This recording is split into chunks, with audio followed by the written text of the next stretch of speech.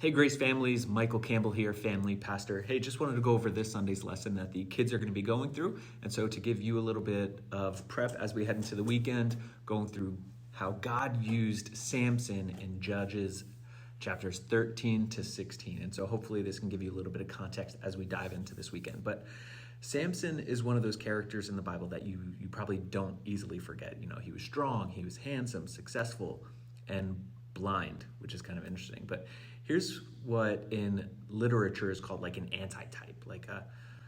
He's the type of Christ in all of the wrong ways. And he was considered from a very early age that he disobeyed his covenant promises and he dishonored his parents. And when he was tempted, he gave in rather than resisting.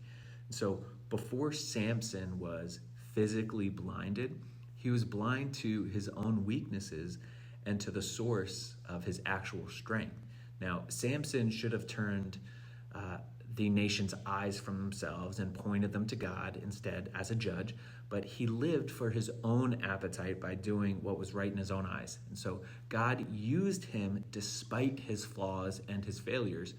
And the sad reality of Samson's life was that it wasn't until he was captured by his enemies who gouged out his eyes so that he would truly start to see what was happening on a spiritual level. But unlike Samson, Jesus came into the world, not to be served, but to serve and to give his life as a ransom for many, Matthew 20:28.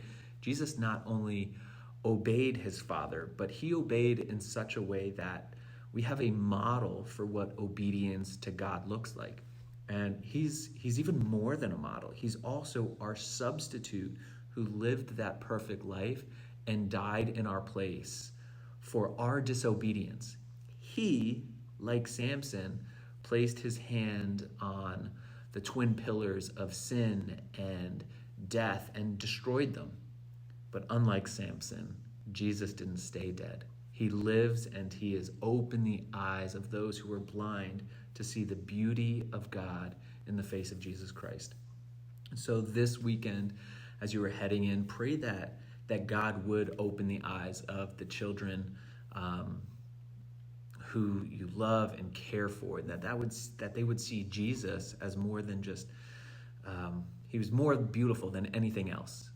And so pray that they would run to him instead of doing what was right in their own eyes, as we see constantly through the book of Judges. As whatever makes sense to them, they would run towards. And so we want to make sure that we are leading our children and grandchildren in a way that points them to relying and trusting on God, knowing that he loves and that he cares for us. So hopefully this is a quick snapshot into this weekend's lesson, but check out the email and the thread for some more information and talking points and questions, memory verse that you can go over with the children. All right, God bless.